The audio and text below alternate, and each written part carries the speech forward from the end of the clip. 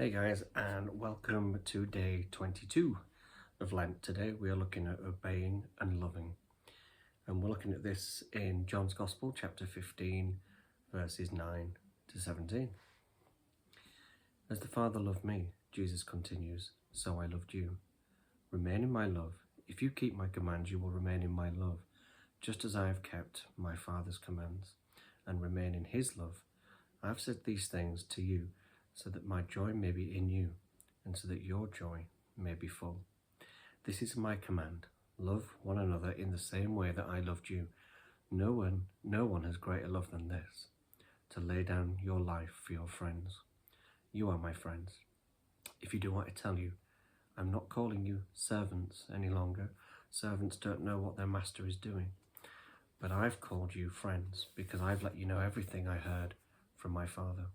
You didn't choose me, I chose you, and I appointed you to go and bear fruit that will last. Then the Father will give you whatever you ask in my name. This is my command to you: love one another. Like an innocent child, wandering alone into the kitchen and pressing the switches that will set off the house on fire, some biblical texts have been taken out of their original setting and used in ways that would have horrified the original speaker or writer.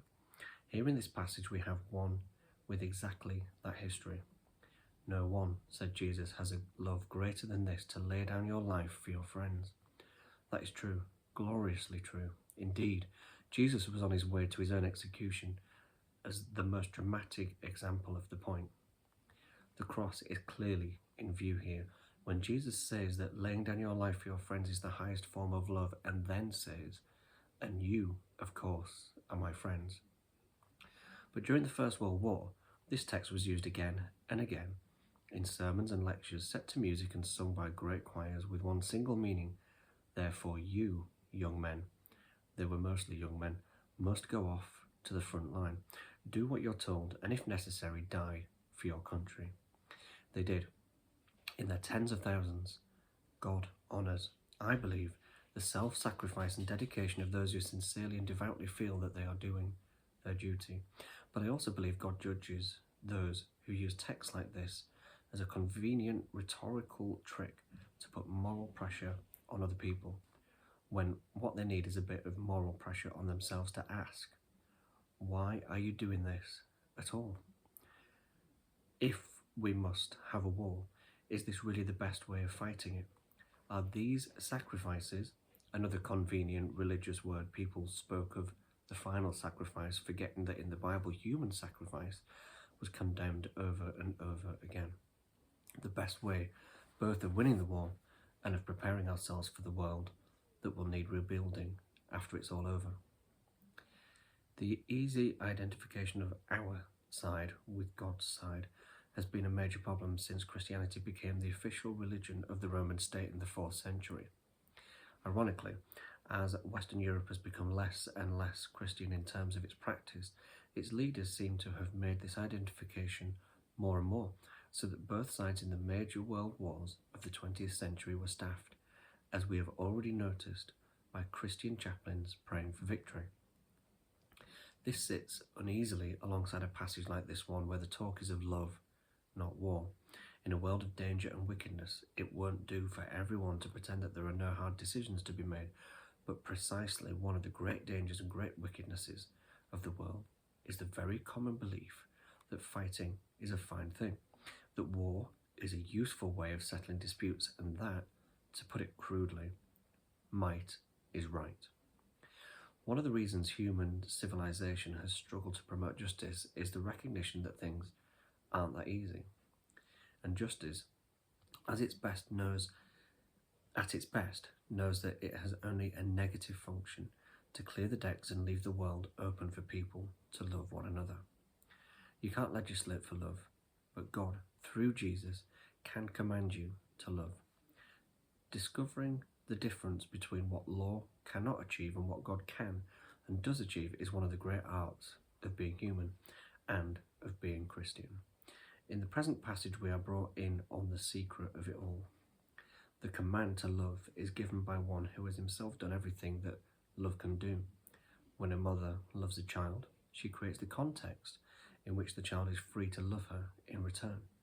When a ruler really does love his or her subjects, and when this becomes clear by generous and warm-hearted actions, he or she creates a context in which the subjects can and will love them in return. The parody of this, seen with the awesome clarity in George Orwell's book 1984, is when the totalitarian ruler, the Big Brother, who has done nothing but oppress and terrify his subjects, nevertheless orders them to love him.